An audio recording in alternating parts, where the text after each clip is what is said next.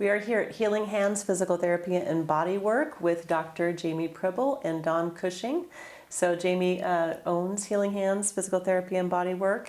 So Jamie, I know you guys pretty well because we've done some marketing and different things, and I've been in for therapies twice and will be in again. So you do this business model completely different than a normal physical therapy clinic. So tell me about that and why that is. So just to start out, when I first became a physical therapist, it was because I loved the human body so much, and kinesiology and anatomy just completely fascinated me.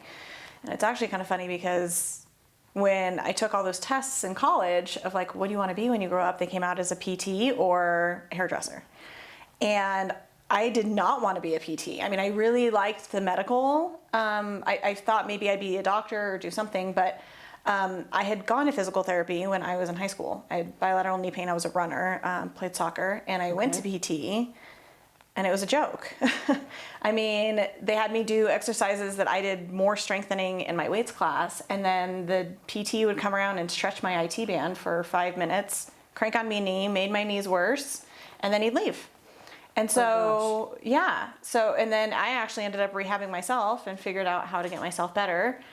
And so I really didn't want to be a PT at first. It's like... So you were doing that work on yourself like as a teenager? 16, yeah. Wow. Yeah. So. I do find it fascinating that you should either be a PT or a hairdresser. I know. Obviously, I don't want to sit behind a desk. Here I am. No, and here we are behind the desk for sure. Yeah. So with the physical therapy, and jump in when you have something to say too on all this, because I know you know a lot about it, and you've been a patient here too. So which is why you started working here. No, actually, I had never had physical therapy before. Oh, I have so it's opposite. I've been really, really lucky that I have never had a whole lot of chronic pain to deal with in my life.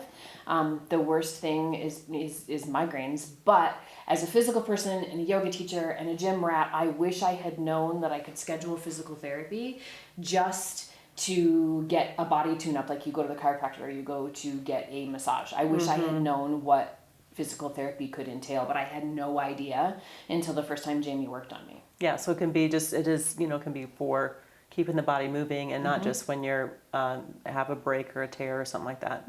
So you do it way different. Why do you, so I know you told me you didn't like it at all, the way it was done. So what do you do when you have clients come in? Well, so, I mean, once you go to PT school, I mean, people don't realize how much a PT knows. I mean, we know a lot about the human body. And it's always, okay, my back hurts, I'm going to go to a chiropractor.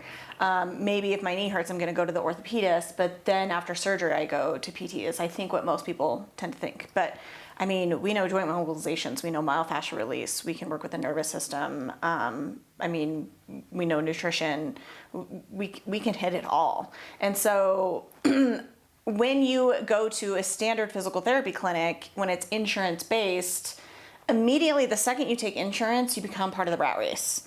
Because I thought about it when I opened up my clinic. I was like, okay, if I take insurance, then immediately I have to hire someone to bill that insurance and deal with the headache of insurance, which is a full-time job. Yeah. So if I wanted to see 20 patients a week to make income cash-based, right?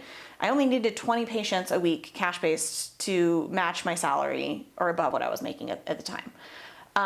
Now, if I did insurance, then they don't pay very much and they dictate the care, right? So immediately I have to hire someone to pay this. So that means I have to see twice as many, which means then I have to hire a tech for them to take them around to do the exercises, because there's no way that I can spend an hour with that many people and pay me and my front office person and still somehow make a profit.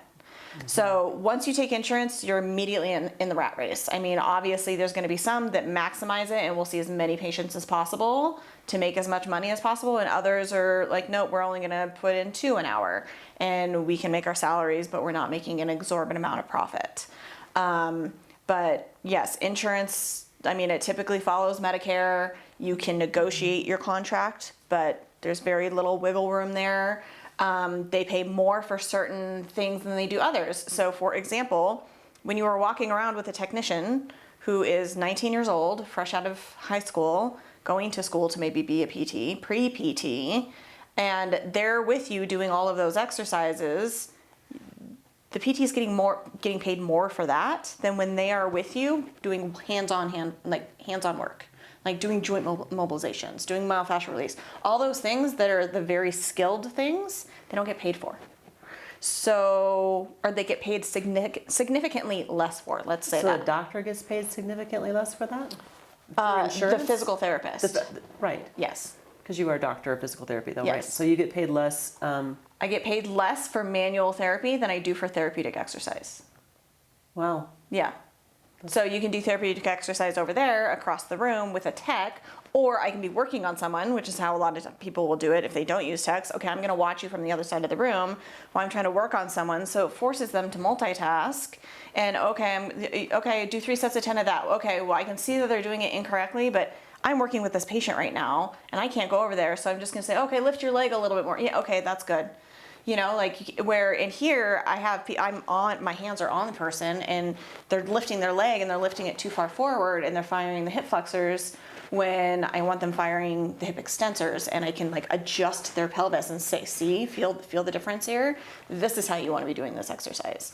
Because I don't need to be multitasking with other people because we charge enough that we can spend one-on-one time with people and they can get the true quality care that everyone should be getting. I wish I could do this for everyone. I wish I could take insurance, but then doors wouldn't stay open. So Right. And then you're limited too on what you can treat. And so Yes. if someone comes in with knee pain, insurance is going to say physical therapist has 6 visits to treat knee pain and knee pain only. But Jamie can take a look at someone and say, oh, well, your pelvis is out or your ankle is doing something weird. And if I fix that, then I know that their knee is going to feel a little better. And then we can start working on all the other things, doing the exercises. and that's how all things work, right? Right. So like when people come in with knee pain, I mean, unless they slipped and fell and tore their meniscus, which even with that, it's like, well, why did that happen? But knee pain never comes from the knee. That's the weakest link. So the way that the body works is that there's certain joints that are moving and other joints that are not moving. And so if a joint is not moving, a joint nearby is going to move more to take up the slack. And that's the joint that breaks down, right? So we can do exercises to strengthen this joint all we want, but if this isn't moving, we can strengthen it, but then this is still not moving. This is still going to stay hypermobile. It's going to move too much to pick up the slack. So we need to mobilize this joint.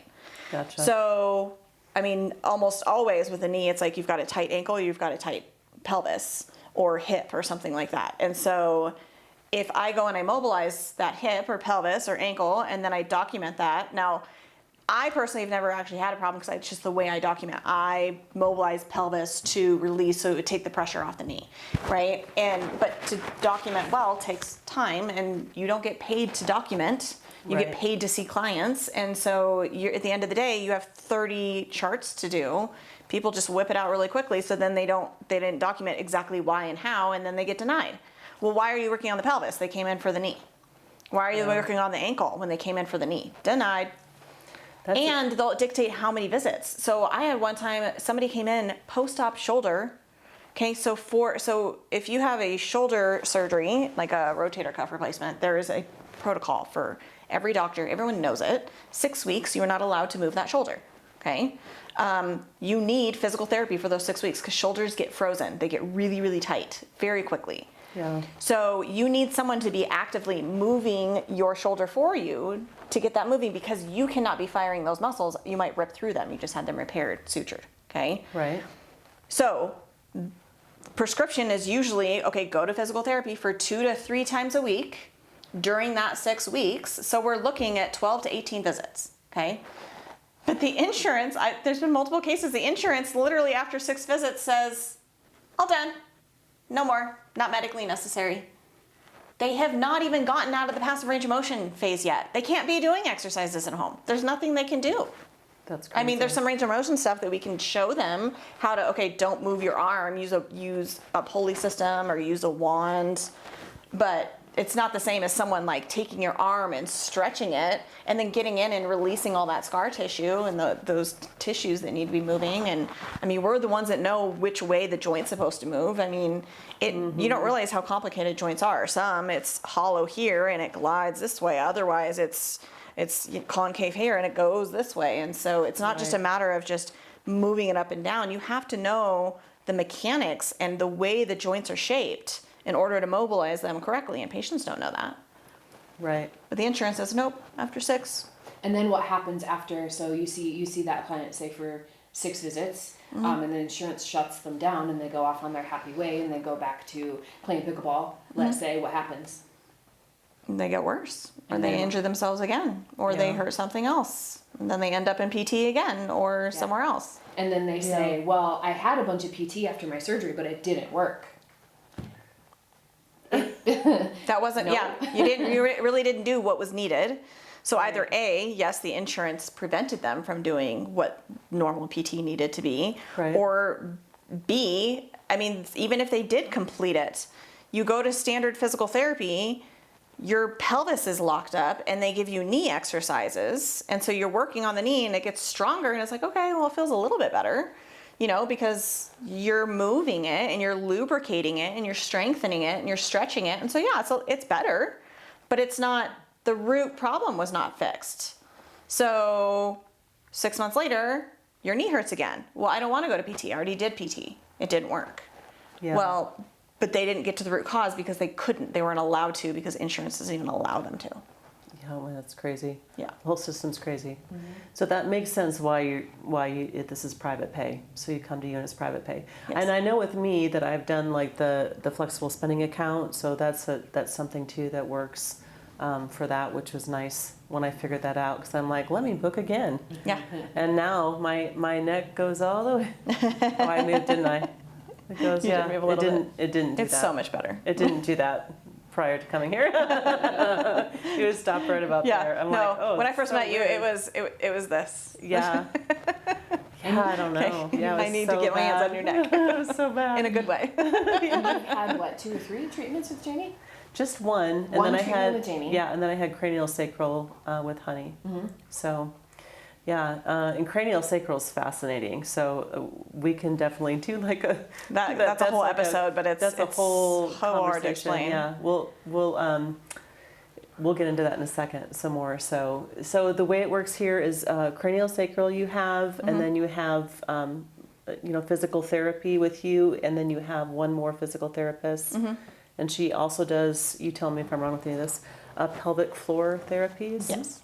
And then the stem wave, which is a pretty cool treatment for. Is all for all joints, right?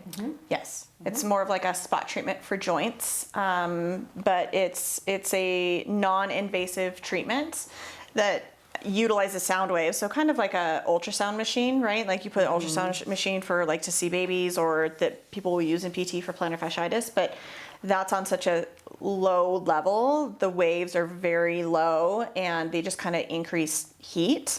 This is shock wave. Like it actually, like it's loud and it hits.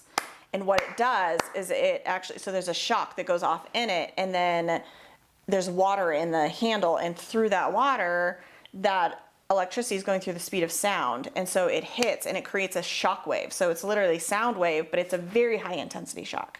So that's why you hear it every time, because you're hearing that sound wave. So it's like a shock, and it shocks the cells into thinking there's been micro trauma. So there's no trauma that occurs, but it like shocks them. They're like, oh, I've been injured. And so they start bringing in, like, it's the natural healing process of like, oh, I want this cell, I want that cell, I want this cell, stem cells, macrophages, all these things, right? That comes, all those cells that come in and like do the repair. So it pulls all that in. Because that's what, so when we're younger, it's really easy, right? We get hurt, everything comes in, it heals properly, but everything builds until the age of 30. After the age of 30, if you don't work to maintain something, you're going to lose it. So strength, flexibility, joints, brain health, all of it, right? So the aging process starts very quickly after the age of 30. And so with stem wave, we're kind of shocking the cells into like healing back like when they were 20, not when they're 50, right? Nice. Yeah. So no surgeries, no injections, no recovery time. Yeah. And it doesn't hurt per se. It's the treatment is maybe slightly uncomfortable at the most, but it doesn't hurt. You're not going to be laying on the table gritting your teeth the entire time waiting for it to be over. I compare it often to like going to the dentist. It's not awesome to lay there and have your teeth cleaned and have things scraped and do all that work. It feels good when it's done because everything is clean, but it's not something that you can't tolerate. It's kind of annoying, but it's a short treatment too, so it's. And it also depends. I mean, minutes. a lot of people say like it's a hurt so good. Like there'll be sometimes people are like, ooh, turn it up, right? Like because that's the spot. So it's really cool because it's diagnostic as well as therapeutic. So we can go around the knee, we can hit areas, and I'm like, do you feel anything? They're like, I mean, I feel the tapping because it's like a tap, tap, tap, and because there's no inflammation there. And then you get to the site. Right there on the top of the tibial plateau. Oh, that's where it is. Oh, now I feel it. Okay, now we need to pull that energy back a little bit.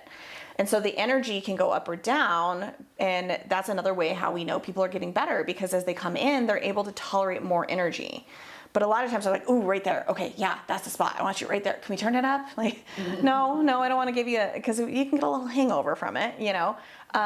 So we kind of stay in that hurt so good range. Yeah, Yeah. interesting. Yeah, that's awesome. We'll get a shot as we go out of the machine so that people can see what it is. But it's so great. So, okay, so then let's do craniosacral last. So when they come to see you, Jamie, so they're coming for physical therapy, like what kind of range of things do you see clients for? Oh, you name it, I've seen it. Because what we do and how we do it and how different it is, the range is even larger than I feel like your standard PT so you have to realize you have different types of physical therapists, right? So you have a neurophysical therapist usually, like in the hospitals, and they're going to be working with Parkinson's, stroke victims, traumatic brain injuries, the neurological system, right? Okay. They are very skilled in like specific techniques of how to get people to retrain to fire specific muscles. So if you have like a flaccid arm, there are facilitation techniques to get arms to move, and they know how to like move the leg. There was one guy in one of my rotations, he was amazing with stroke victims, completely flaccid on one side of their body, and he would walk them with like normal gait mechanics to teach them. Then you've got outpatient orthopedic, and that's what I've always done. And so that's like your typical PT that you think of when you like go to a physical therapist after you hurt your knee or something, right? So you're like going into a clinic, they work on your knee a little bit, you see the techs, you do your exercises, you're done for the day.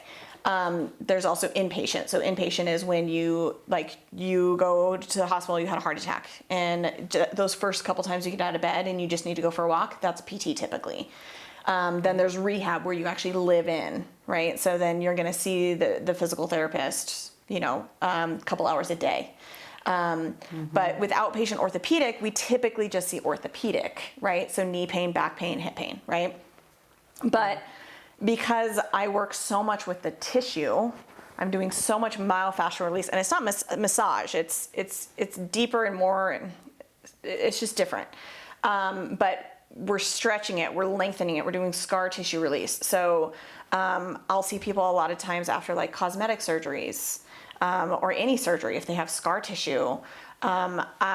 Everything is fascia down to the cellular level. So when we're working with the fascia, you can work with anything. So I do something called visceral mobilization.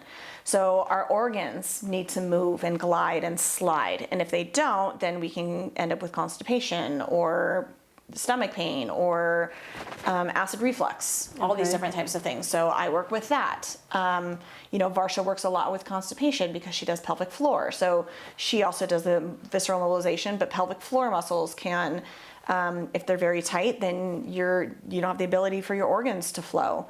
And then with cranial, because that's a whole nother thing, we're dealing with nervous system, right? So anxiety, depression, PTSD, vertigo, autism, ADHD, headaches, migraines, autoimmune. It's really good for anything autoimmune because it calms the sympathetic system and gets them out of that fight or flight and into that rest and digest, which is the only place that we can heal. And cranial is very much about letting your body heal itself, not us doing the thing. Your body's doing the work. We're just there as facilitators. Yeah. Which is, I apply that into, I think that's why what I do is so different. Like, I could teach people what I do all day, but it's not going to have the exact same effect. What has changed so much about what I do and why it's different. It's the craniosacral therapy. It's the listening to the body and listening to the tissues instead of me going to the body being like, oh, you need this and I'm going to mobilize this joint. I'm always, the second I put my hands on someone, I'm always listening. I'm listening to what is it that their body wants? Where is it pulling me? Where do I feel tightness? I'm not going to go there because I think you have tightness. I go there because the second I touch you, I can feel it. I can feel that if I touch your legs, I can feel tightness in your shoulder. I can feel tightness in your mouth. It's a very unique skill set that I remember when the first time I saw it, I was like, that's crazy. Like, that's not true. But then like people, like I would see it and they put their hands on their ankles and they're like, okay, tell me what's going on with your shoulder. And they're like, how did you know? And I would see it over and over and over again. I'm like, this person's legit. Like, how do you get that? And so when I stumbled on cranial, I was like, that's how you get that.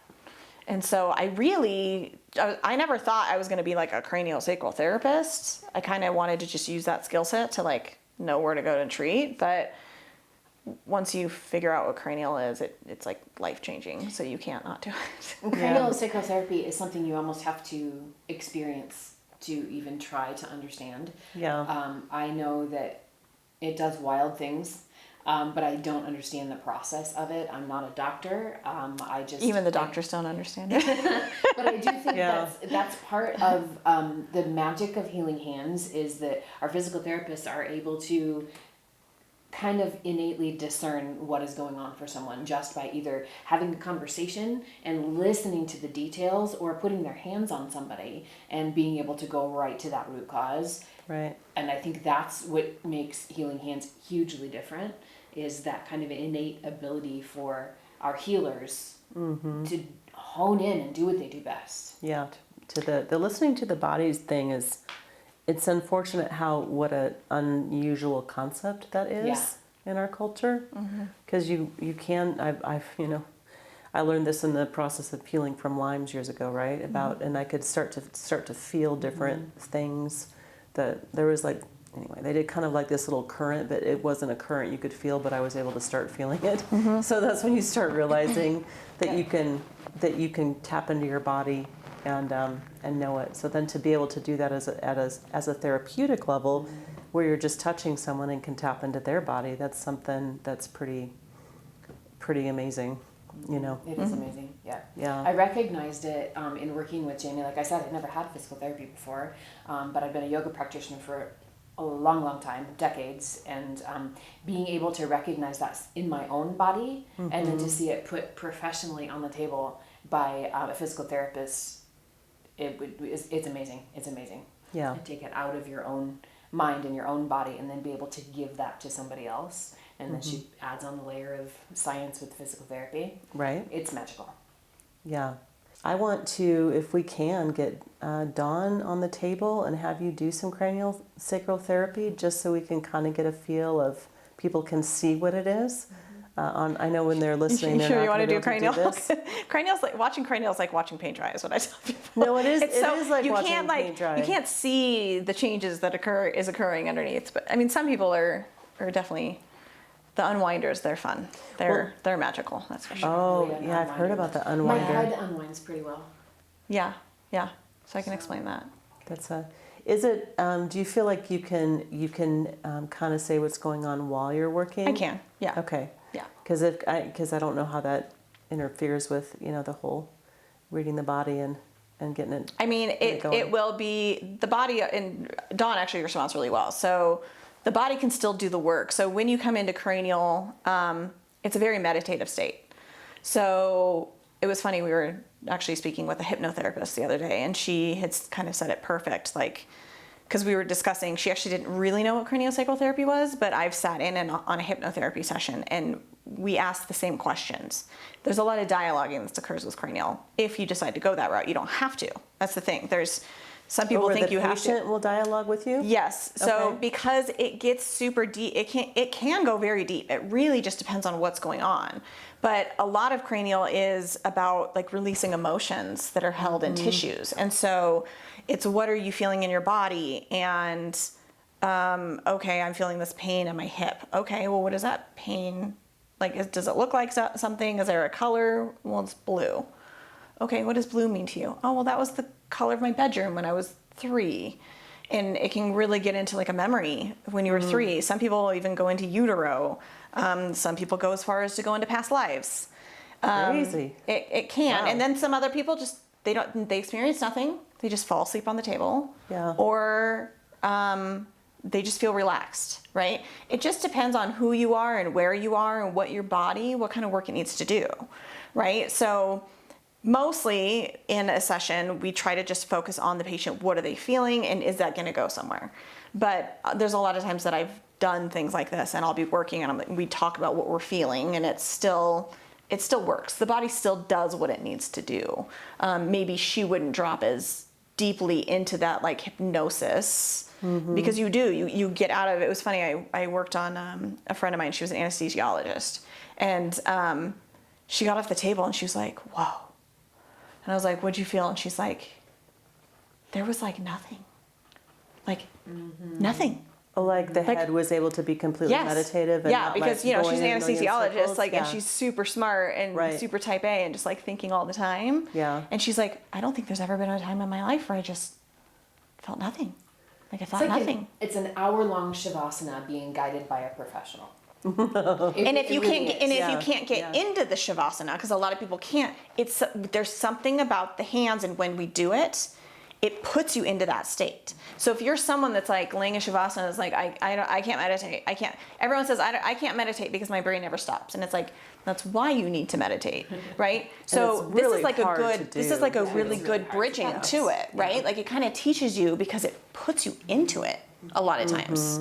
People, it takes them out of that thinking, and it just puts them into their body, and like as soon as someone puts their hands on me, we start doing cranial, like I'll even do it to myself sometimes, and I'm like whoosh, like okay, now I know I'm going there.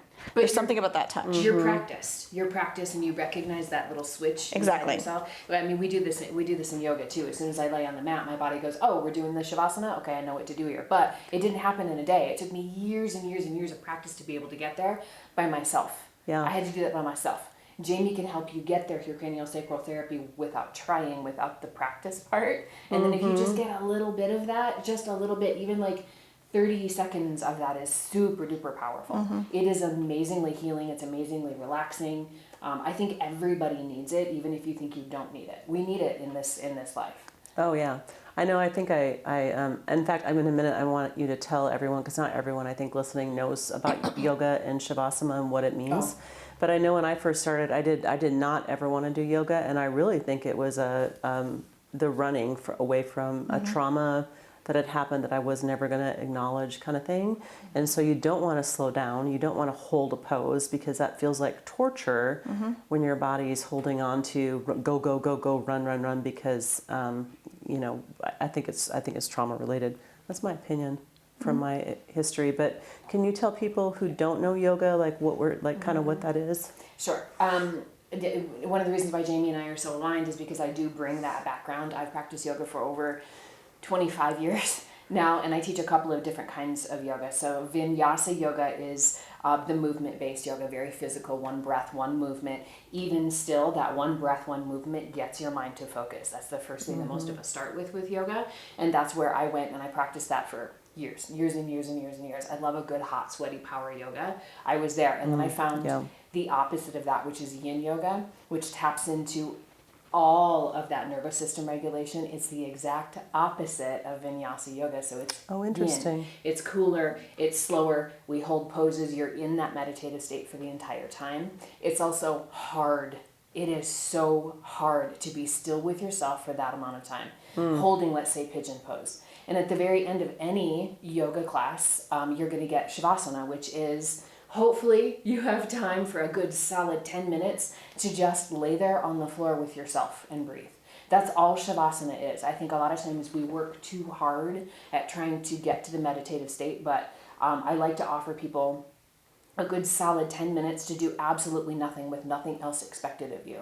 That is the glorious part of yoga, is that moment of shavasana, 4 or 5, hopefully 10 minutes at the end of your class, where you just get to shut everything off. Your body will follow if you give it the time to do that. And that, I think, is where the magic of yoga really happens.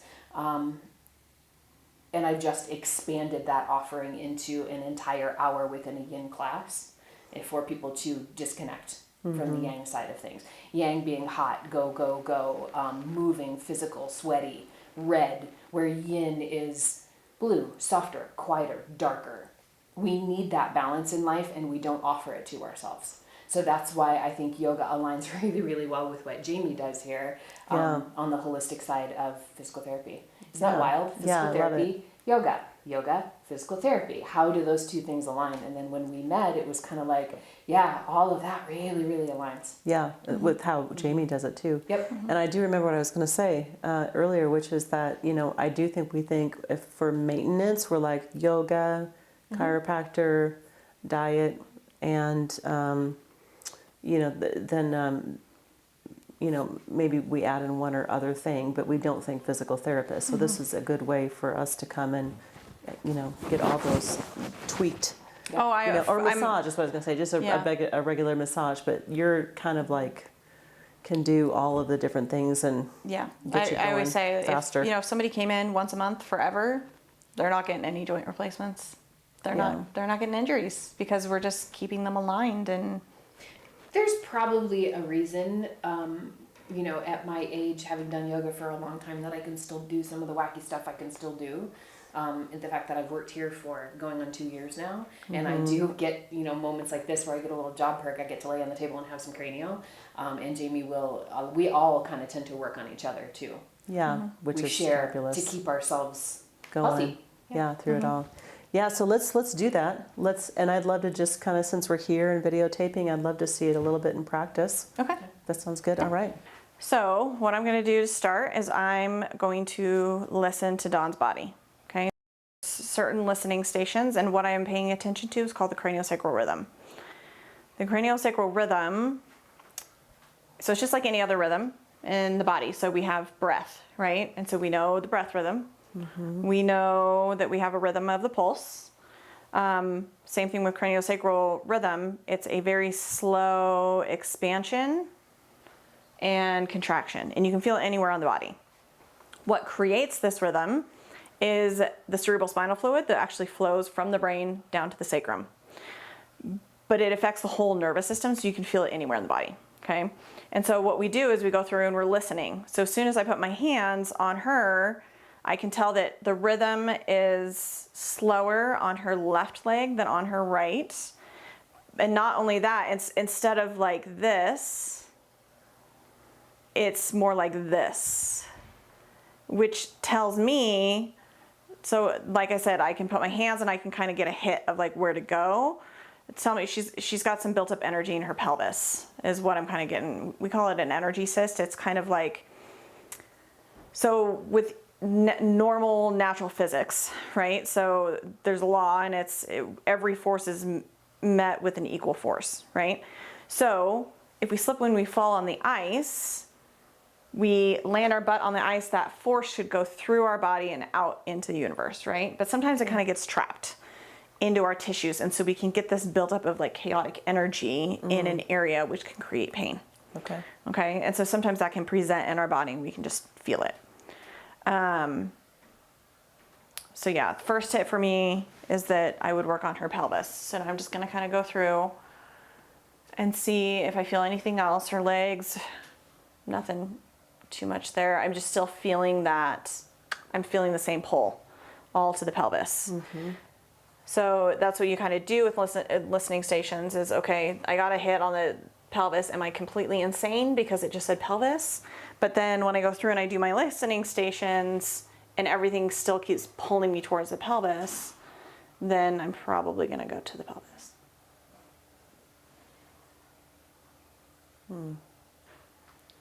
So here, her thoracic outlet, really tight, built up energy there. I would want to work there.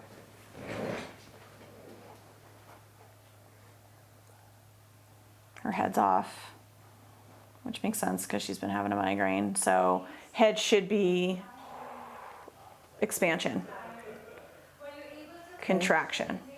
And so very similar to the pelvis, I'm getting, so she's really stuck somewhere in here. And so I would just have to kind of go through and figure out where. It's probably her her sphenoid. So sphenoid is, actually grab this. So there's different bones in our skull, okay? So we're taught that after we're born that all these fuse, right? But they're sutures. So sutures are there for a reason. All these squiggly lines, that's for mobility, okay? Okay. So the reason they are there is because, so they're kind of like interlocked like this. And so those bones expand and contract. Now, when we're looking at the cellular level, I mean, we could never see it, Right. right? It's very, very minuscule, but I'm showing you so that you can kind of know what it is, right? So we learn about all the, so, I mean, a craniosacral therapist is going to know every bone in the skull. But the sphenoid is really cool because if you look at it, it looks like a butterfly. Okay? Right in there, butterfly. And so it sits behind. Butterflies off. Her butterflies off. Yeah. So this was actually really crazy. When I was just getting into craniosacral therapy, kind of someone like Honey. So Honey was one of my whoa patients, like people who've never experienced craniosacral therapy. I mean, it's one thing if you've heard about craniosacral therapy and what it can do and that people can have these visions and they can unwind and then you see people do it and it's like, well, they anticipated that, right? But I had two people who had never even heard of craniosacral therapy and the weirdest things happened to them. You can't make this stuff up. So one of my patients, I was literally on her sphenoid and I'm like working on her and I'm like, so what's going on? You know, what's going on in your body? And I kind of figured she was going to say, oh, I feel this somewhere. And she's like, I see a butterfly. I'm working on your sphenoid right now, and it's a butterfly-shaped bone. So That is so funny. good job. But so your brain literally sits on top of the sphenoid, right? And so this is a huge player when it has to do with. I mean, and this goes into. I mean, down underneath you have the sinuses.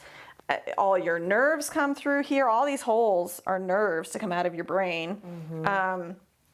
So. I mean, you have no idea what we can do with cranial. I mean, you know, you've got the pituitary gland sitting right there, so you're affecting the hormonal system, the endocrine system, the nervous system. There's a lot.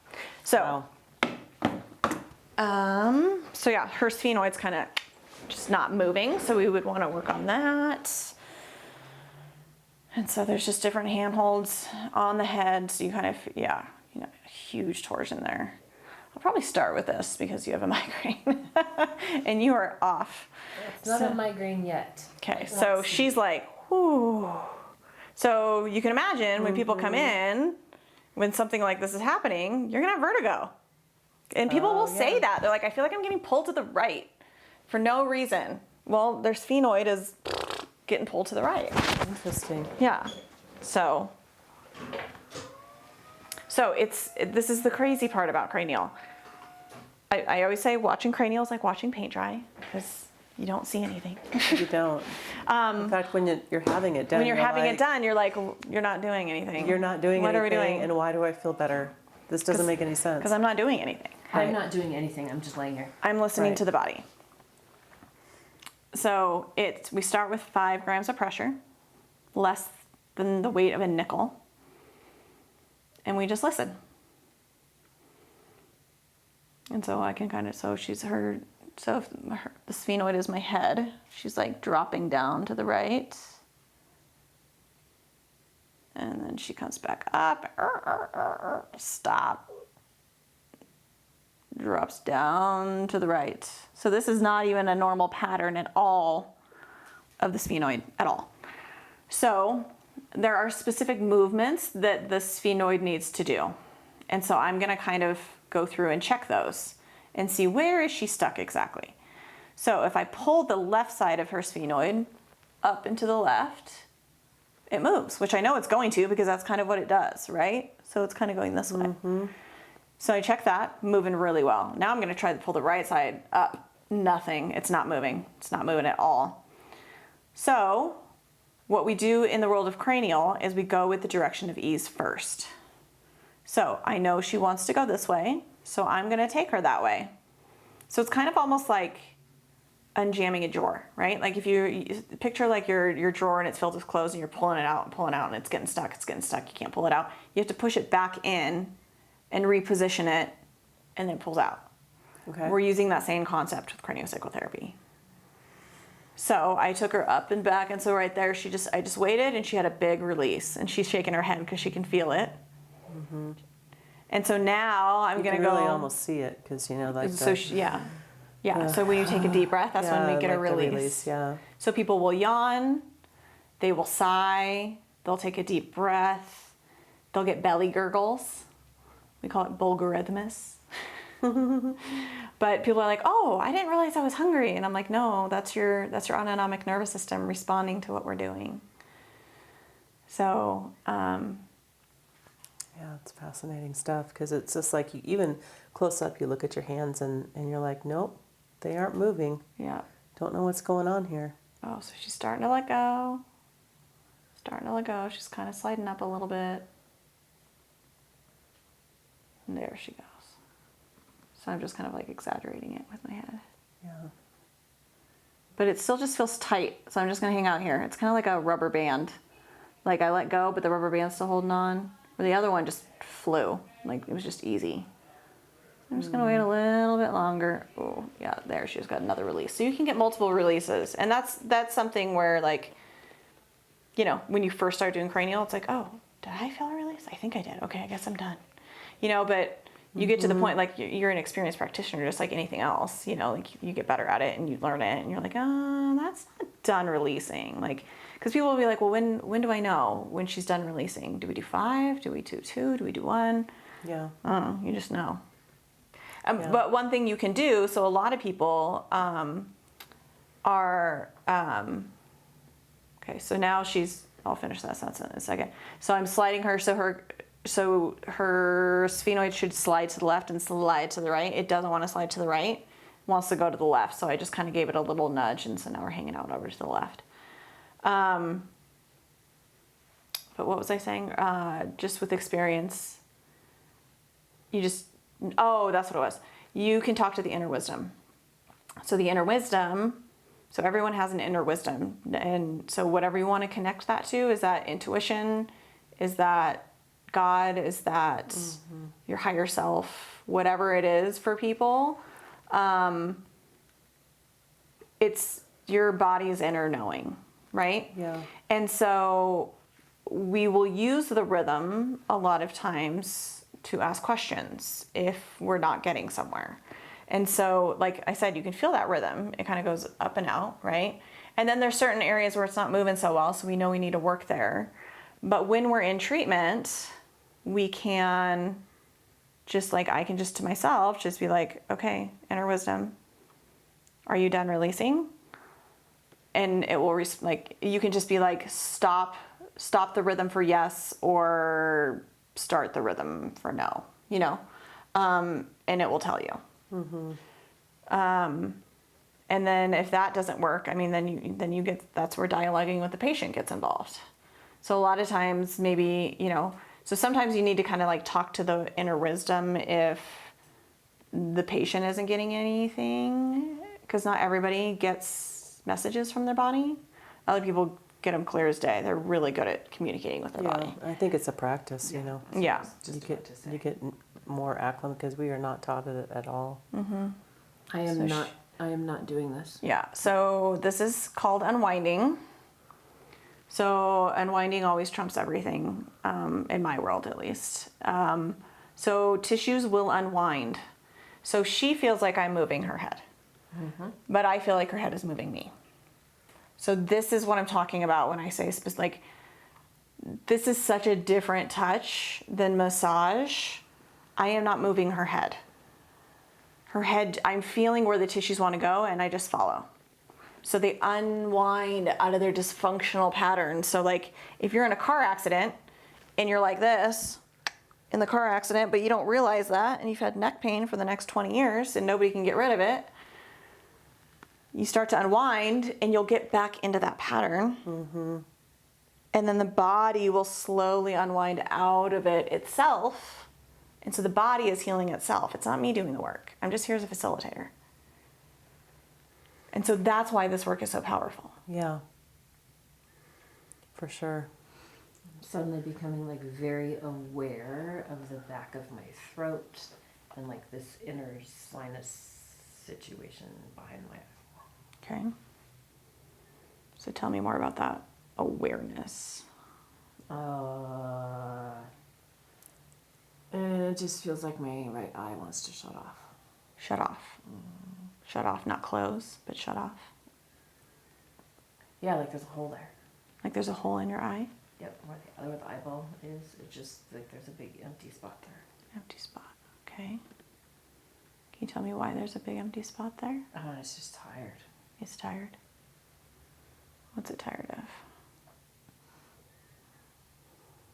I think I might need new glasses. Yeah. Okay. So right there, that's the kind of stuff that happens all the time. That's a diagnosis, essentially. Mm-hmm. She just figured out she needs new glasses, and she has a headache. Maybe her glasses are not supporting her, and that's why she has a headache. I didn't diagnose her. I didn't come up with that. She did. Yeah. Well, I knew that as soon as I walked in. I'm like, ugh, girl needs new glasses. Just kidding. Obviously not. Interesting. So it's just the right eye, but not the left eye? So maybe you need to get the right adjusted. But how's the left doing? Does the left need an adjustment? Left feels fine. Okay. So she can go to her eye doctor and say, hey, can we check this out? Yeah. I think my right eye needs something different.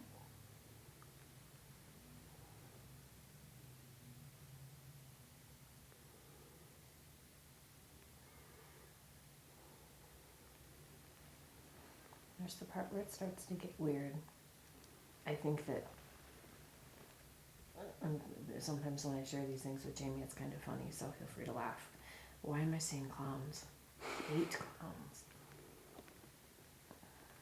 You hate clowns? I do. What do you hate about clowns? They're just messy. They're and messy. loud.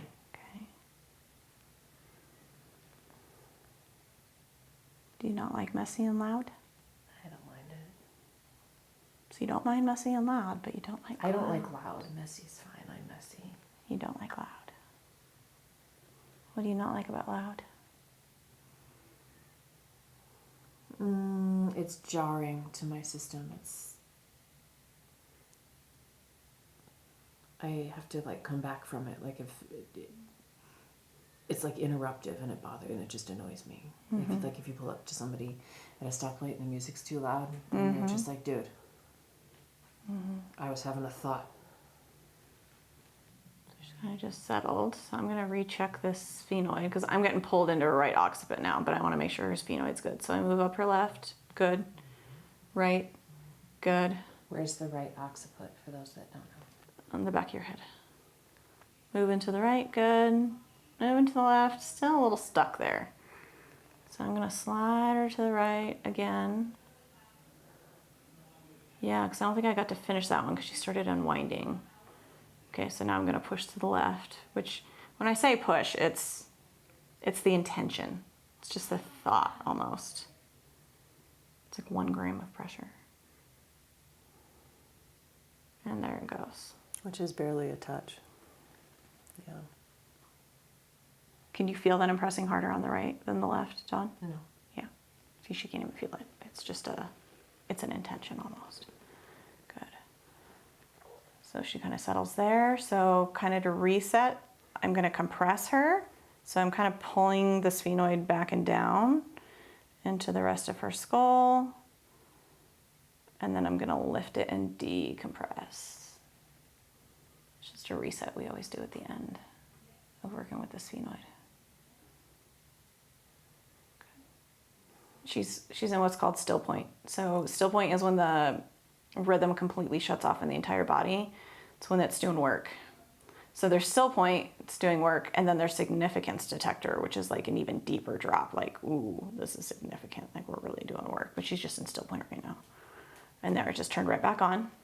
So now because the rhythm turned back on, I'm gonna go to the next spot. I'm not gonna move during a still point because there's too much work getting done.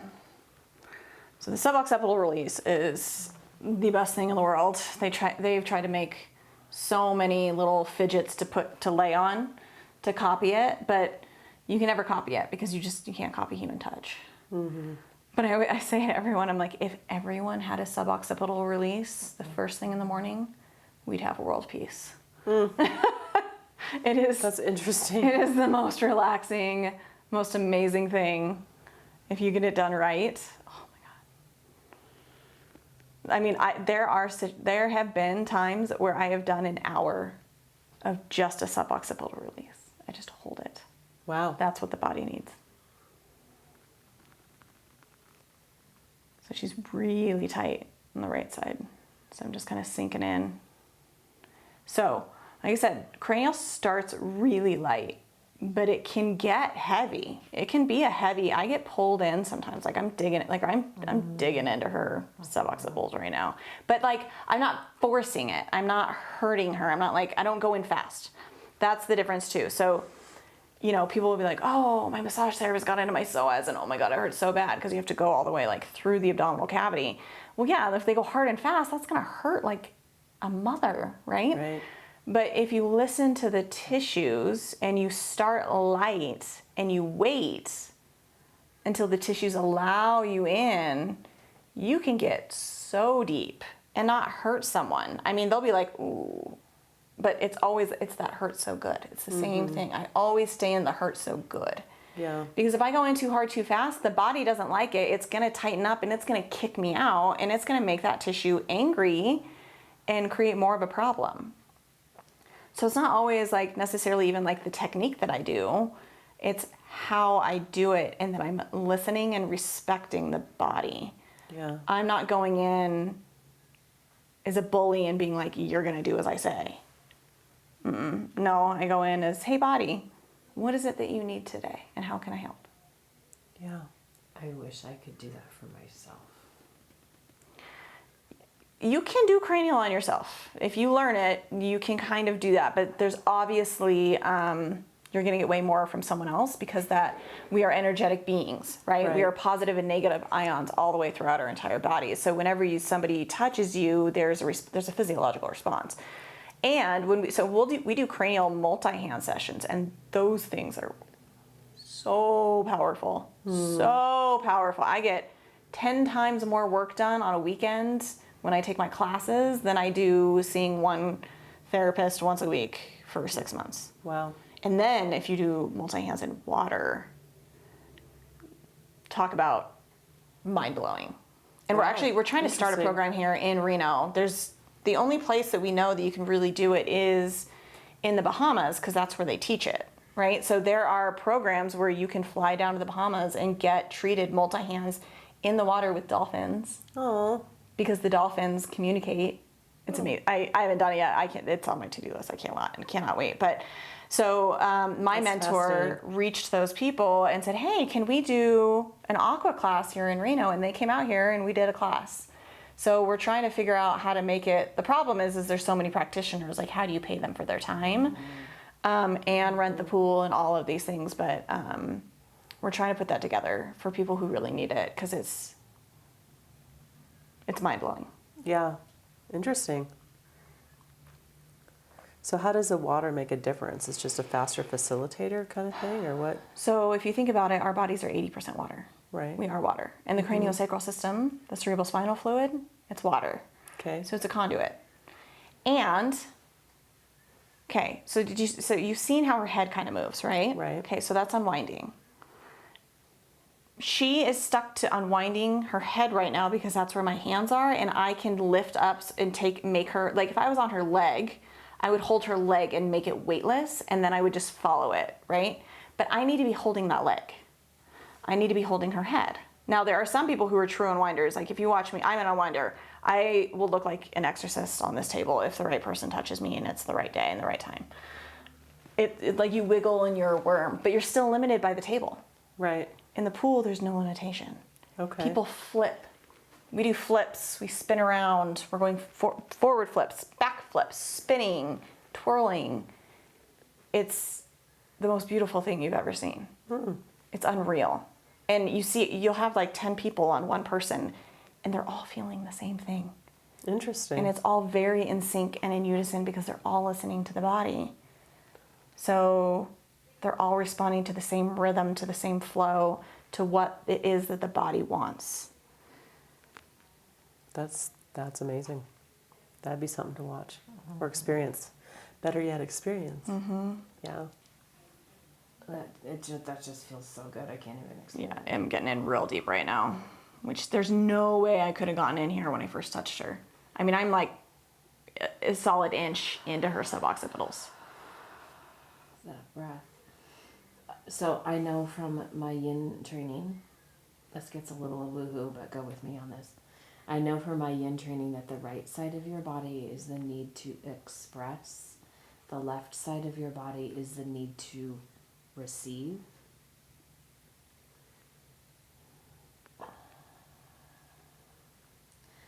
So if I have a right eyeball blocked,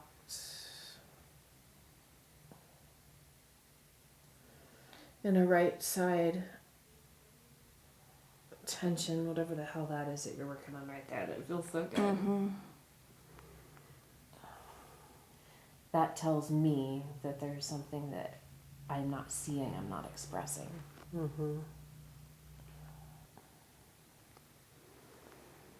So it's just kind of her tissues are shifting. It's like pulls me in the suboccipitals and then pulls me down lower into her like lower neck, into her paraspinals. And then she shifts over to her right. So once again, she's still unwinding. So still paraspinals, a little bit of her right scalenes, getting right there. It's just kind of shifting back and forth because it all needs it. So apparently it doesn't want one at a time. It wants all the tissues want to take turns. So we do it, and then yeah, this nice stretch. So this goes kind of more into like myofascial release. And so because she's kind of leaning that way, I just feel like her body's saying like, oh, stretch this for me. So I'm gonna lock it down over to the right, and I'm holding the back of her head to give her a nice stretch. How's that feel, Dawn? She's pulling my hair. Is it too much? No, it's Perfect. fine, actually. No, it's totally fine. And then you let go. It's like a rebound. Much better. And that loosened it up. Nice. That's a little bit of cranial. That is. That's awesome. Vegetables are going to be bright today. Girl, that's awesome. It is awesome. I can almost feel some of it in my neck as you were doing it. I'm like, oh, I feel like I'm moving, but You can. energy flows through people. It does. 100%. That's awesome. Thank you guys. Yeah, no, Yeah, thank you. Thank you. I appreciate you guys being here today. This has been awesome. You guys know I love you so much. So the website is healinghandspt.net. Yes. Very good. Yes, thank you. That's right. I should know it by now for sure. All right. Thank you guys again. Of course, thank you. Did you like that? You can watch more episodes here. Subscribe over here. We actually have new episodes with awesome guests every Thursday. So check back in. Is that all?